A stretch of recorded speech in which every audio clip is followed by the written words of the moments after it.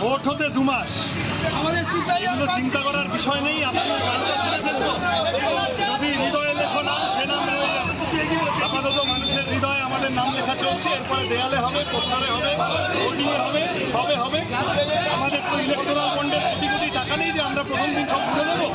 আমরা মানুষের সমর্থন নিয়ে, কল্পনা নিয়ে, মানুষের ভালোবাসা নিয়ে যে টাকা পাবো আমরা তাই দিয়ে যা প্রচার করবো। যাদবপুর এতটাই লাল, বিরোধী দলের নেতাদের নিজেদের প্রার্থীদের বিজ্ঞাপনের হোর্ডিংয়ে লাল রং ব্যবহার করতে হচ্ছে।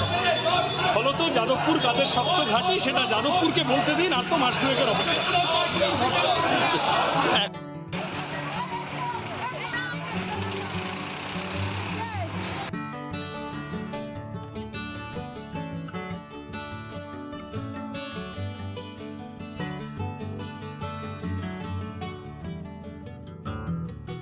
সেই নির্বাচনে আমাদের পক্ষ থেকে একান্তভাবে আবেদন, প্রশ্নে আপনি আপনার ভোটাধিকার প্রয়োগ করুন। কর্মসংস্থানের প্রশ্নে আপনি আপনার ভোটাধিকার প্রয়োগ করুন। বর্তমান লোকসভা নির্বাচনে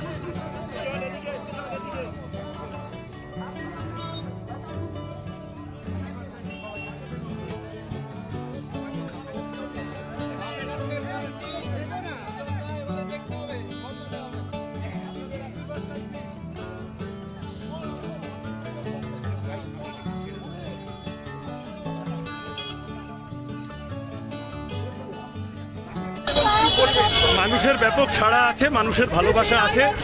এত টাকা, এত হুমকি ধমকি ইত্যাদির মধ্যেও মানুষ পরিত্রাণ খুঁজছেন এবং চাইছেন যে নতুন নিঃশ্বাস নেওয়ার জায়গা তৈরি হোক। যাদবপুর বামপন্থীদের পুরনো এলাকা, পুরনো ঘাঁটি।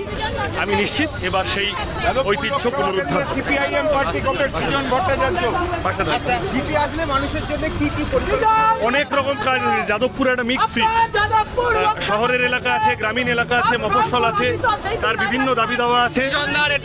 সোনারপুরের মানুষের জলের দাবি দাওয়া আছে, পানীয় জলের জল জমা সেই প্রশ্ন আছে। সোনারপুর স্টেশন সংলগ্ন কতগুলো সুবিধা অসুবিধার ব্যাপার আছে, এগুলো সব দেখার চেষ্টা করি এবং রুজি রুটির অন্যান্য যে দাবি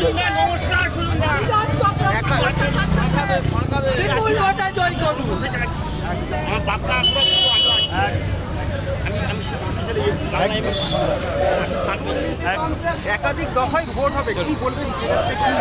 তৃণমূলের অভিপ্রায় ছিল যে এক দফায় ভোট করিয়ে লুট করা, সেটা ওরা পারবে না, হয়তো মন খারাপ হবে এদের, আমি জানি না, কিন্তু লম্বা সময় টানতে হবে। আমি সকলকে শুভেচ্ছা জানাবো এবং গণতান্ত্রিক অধিকার সুরক্ষিত করব।